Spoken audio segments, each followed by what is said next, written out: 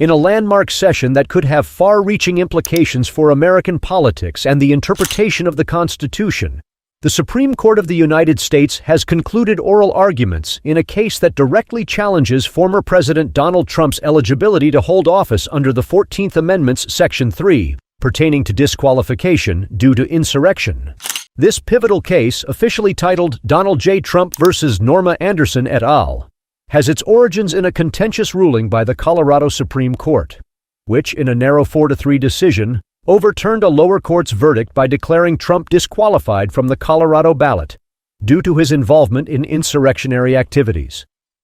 Representing Trump was attorney Jonathan Mitchell, who found himself up against Jason Murray, counsel for Crew and Norma Anderson, alongside a coalition of primarily Republican voters who had initiated the disqualification petition. The core of Trump's defense rested on the interpretation of the 14th Amendment's Section 3, arguing that the provision is not self-executing, meaning it doesn't automatically enforce disqualification without explicit congressional action. This argument suggests that individual states and their secretaries lack the authority to single-handedly deem a candidate ineligible for federal office, positing that such a unilateral move would be an overreach of state power and a misinterpretation of the amendment's intent. The 14th Amendment, crafted in the aftermath of the Civil War to address the rights of freed slaves and ensure equal protection under the law, inadvertently became the battleground for this legal dispute. Trump's legal team contended that the amendment, primarily aimed at expanding federal power and curtailing state authority, would not logically encompass a provision like Section 3 that could potentially empower states to unilaterally disqualify candidates, thereby undermining the uniformity of federal elections. The justices, during the oral arguments, appeared deeply concerned about the potential for a slippery slope, where states could capriciously disqualify candidates they found undesirable, leading to a fragmented and chaotic electoral landscape across the nation. This scenario, they feared, could erode the foundational principle of a unified federal election system and plunge the country into electoral turmoil. However, Justice Ketanji Brown Jackson stood out for her pointed focus on the essence of the case, the act of insurrection itself.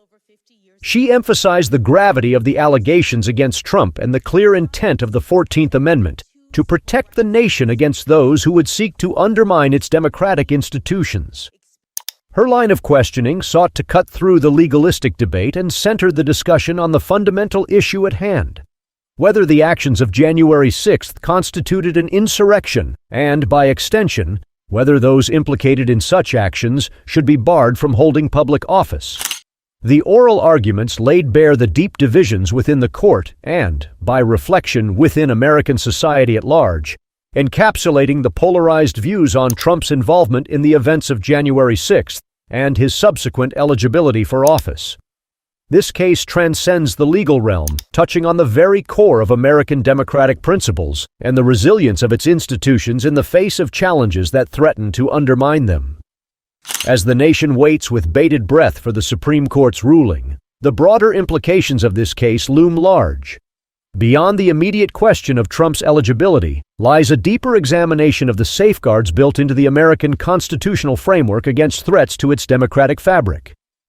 This case is a poignant reminder of the ongoing struggle to balance the ideals of democracy with the stark realities of a nation grappling with profound divisions and the aftermath of an unprecedented assault on its capital. In essence, this case is not merely about the legal technicalities of the 14th Amendment, but a litmus test for the strength and integrity of American democracy, the rule of law, and the enduring values that underpin the nation's identity. As the Supreme Court deliberates, the verdict will undoubtedly resonate far beyond the courtroom, shaping the contours of American political life for years to come.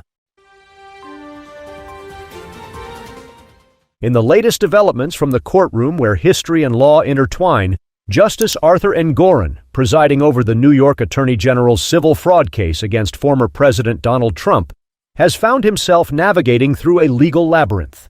The case, already a beacon of public and media scrutiny, has been further complicated by revelations that Allen Weisselberg, a pivotal figure entwined in the proceedings, is reportedly negotiating a plea agreement concerning allegations of perjury during his testimony. The drama unfolded when Justice Engoron, upon learning of Weisselberg's potential plea deal through a New York Times article published on February 1, 2024, took the unprecedented step of reaching out directly to the involved parties. In his communication, he expressed a keen interest in understanding the implications of Weisselberg's negotiations with Manhattan prosecutors, particularly how an admission of perjury could cast a long shadow over the integrity of the trial and potentially influence his final ruling. Justice Engoron's inquiry is not just a procedural formality, but a testament to the gravity with which he views the sanctity of the judicial process. His concern is palpable as he contemplates invoking the ancient legal doctrine, falsus in uno, falsus in omnibus, which suggests that falsehood in one aspect may imply falsehood in all. This principle, while not universally applied, underscores the critical nature of truthfulness in judicial proceedings and the cascading effect a single lie can have on the entirety of a case. Responding to Justice Engoron's request, the New York Attorney General's Office, under the leadership of Letitia James and represented by lead trial counsel Kevin Wallace, articulated a position of cautious detachment from the plea negotiations. They highlighted the existence of ethical walls within their office designed to maintain the integrity of separate investigations. Yet, they made it clear that the revelation should not stall the court's decision-making process. Instead, they advocated for the imposition of robust measures to curb future fraudulent activities, including the appointment of an independent monitor to ensure compliance and oversight. On the other end of the spectrum, Alina Habba, Weisselberg's attorney in the civil case, navigated through a minefield of ethical considerations. She stated that her ability to comment on the matter was constrained by her professional obligations, a stance that appears to clash with the New York Rules of Professional Conduct. Specifically, Rule 3.3A3 mandates attorneys to correct any false statements of material fact or law made to the tribunal. Habba's reticence, therefore, raises questions about the delicate balance lawyers must maintain between their duty to their clients and their obligations to the court. This case transcends the individuals involved, touching upon the broader themes of truth, justice, and the responsibilities that come with legal representation.